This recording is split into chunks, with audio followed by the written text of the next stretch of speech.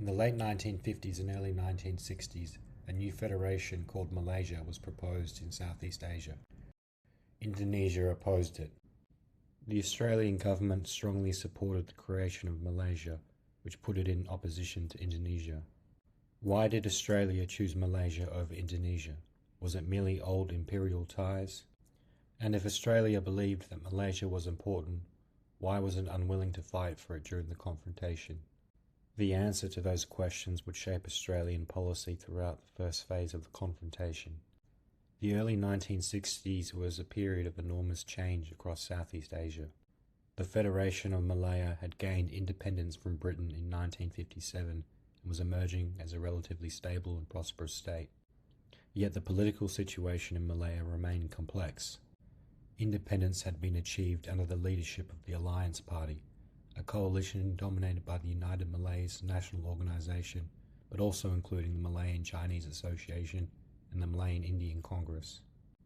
This arrangement was designed to balance the interests of Malaya's major ethnic communities and provide a foundation for political stability. The new government also inherited significant security concerns. Throughout the late 1940s and 1950s, British and Malayan authorities had fought a communist insurgency known as the Malayan Emergency. Although the insurgency had largely been defeated by the time of independence, communist influence remained a concern for both Malayan and Western policymakers. Australia had played an active role in the emergency, committing ground forces, air power and naval assets to the campaign.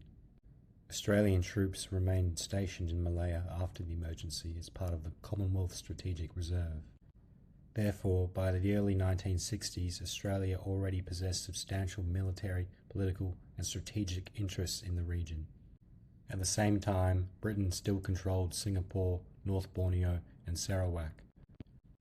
Policymakers in London and Kuala Lumpur increasingly began to consider whether these territories might eventually be combined into a larger political entity capable of surviving after decolonisation. Meanwhile, Indonesia had emerged from its own anti-colonial struggle, determined to play a leading role in regional affairs. By the late 1950s, President Sukarno had become increasingly frustrated with parliamentary democracy. In 1957, he introduced a system he called guided democracy, concentrating greater authority in the presidency while attempting to balance nationalism, religion and communism. This transformation altered Indonesian politics significantly. The Indonesian Communist Party, known as the PKI, became one of the largest communist parties in the world outside of the Soviet Union and China. Sukarno increasingly portrayed Indonesia as a revolutionary force capable of shaping the future of Southeast Asia and challenging what he saw as the lingering influence of colonial powers. As colonial rule receded across Asia, a fundamental question confronted governments throughout the region. What would replace empire? Would new states emerge peacefully through negotiation and constitutional change? Or would the end of empire produce instability, revolutionary movements, and competing claims for regional leadership? The debate surrounding the proposed Federation of Malaysia would become one of the most important tests of that question. In May 1961, Malayan Prime Minister Tunku Abdul Rahman proposed the creation of a new federation. The proposed state would combine the Federation of Malaya, Singapore, North Borneo and Sarawak. For Britain, the proposal offered a practical solution to decolonisation. Singapore was a particular concern because of its large Chinese population and active communist movement. For Malayan leaders, federation also offered political and demographic advantages by balancing Singapore's populations with those of Sabah and Sarawak. The proposal was subject to extensive consultation. The Cobbold Commission concluded that substantial support existed for federation provided local interests were protected. Following this investigation, plans moved forward for the formal creation of Malaysia. Australia's support for Malaysia was not simply a matter of loyalty to Britain. Long before confrontation became a military problem, Australia's planners regarded Malaya as one of the foundations of regional security. This was one of the reasons Australia had become involved in the Malayan emergency and why Australian forces remained stationed in Malaya after the emergency ended. Australia had invested heavily in the security of the region and regarded British bases in Malaya and Singapore as an important part of the Western strategic position in Southeast Asia. But Australia also valued its relationship with Indonesia. During the 1950s and early 1960s, Australian governments sought friendly relations with Jakarta and recognised Indonesia's importance as the largest state in Southeast Asia.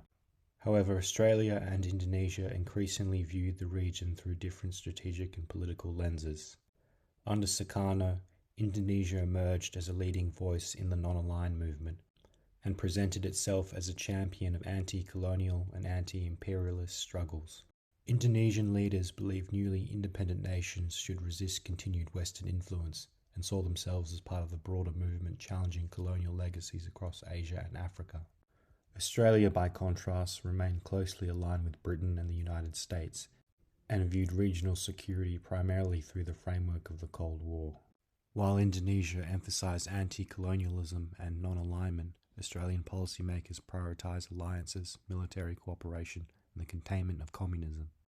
Economic considerations also mattered. In 1961, Australia imported approximately 60% of its rubber and one-third of its tin from Malaya, while North Borneo supplied around 11% of Australia's oil requirements. Australian planners also worried about the future of Singapore, Sabah, and Sarawak. Many believed Singapore was not a viable independent state and feared that isolated territories in Borneo might become vulnerable to communist influence. The creation of Malaysia appeared to provide a practical solution to these concerns. The Australian Chiefs of Staff concluded that Malaysia would form an important part of the non-communist portion of Southeast Asia, while the retention of British bases in Malaya and Singapore would contribute to the continued viability of the Southeast Asia Treaty Organisation. Indonesia viewed the proposal for federation very differently. President Sukarno argued that Malaysia was not a genuine act of decolonisation. Instead, he portrayed it as a neo-colonial project designed to preserve British influence in Southeast Asia. Having recently confronted the Dutch over West New Guinea, Sukarno increasingly linked opposition to Malaysia with Indonesia's wider anti-imperialist agenda. Many Indonesian nationalists believed Britain was simply reorganising its remaining territories into a state that would continue to serve Western interests. By early 1963, Indonesian opposition had hardened significantly. In January 1963, the Indonesian Foreign Minister publicly announced a policy that became known as Konfrontasi, or confrontation. The first major turning point came in December 1962. An armed revolt broke out in Brunei. The uprising was led by the North Kalimantan National Army, which opposed the proposed federation of Malaysia and instead supported an independent North Kalimantan state. British and Commonwealth forces quickly suppressed the revolt. Yet the significance of the uprising extended far beyond Brunei itself. British authorities concluded that elements within Indonesia had at least encouraged or sympathised with the rebels. During 1963, the confrontation shifted into the jungles of Borneo. Indonesian-backed groups began crossing the border between Indonesian Kalimantan and the territories that would soon form part of Malaysia. Initially, these incursions were small. Raids targeted isolated settlements and police posts. Propaganda campaigns sought to undermine support for federation. As the year progressed, Indonesian involvement became more direct. Regular Indonesian military personnel increasingly appeared alongside irregular forces.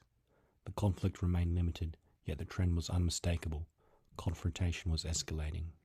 Although Australia had forces stationed in Malaysia, it had not committed those forces to the confrontation.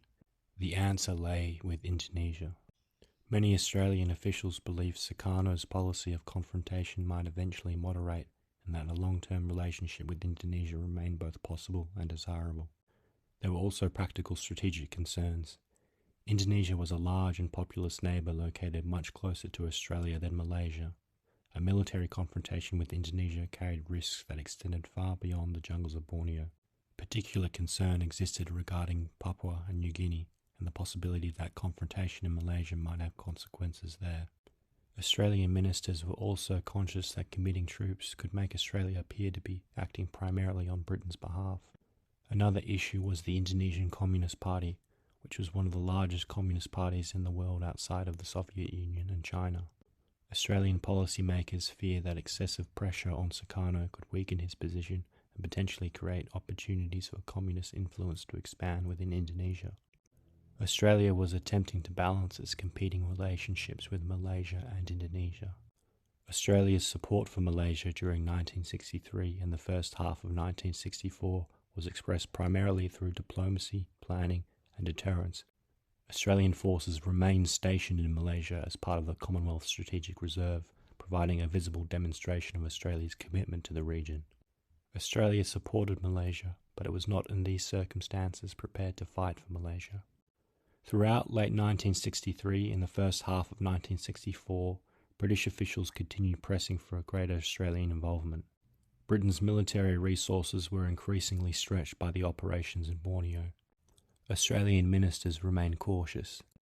They believed the existing level of Indonesian activity did not justify a major Australian military commitment. What, if anything, would convince the Australian government to become directly involved in the confrontation?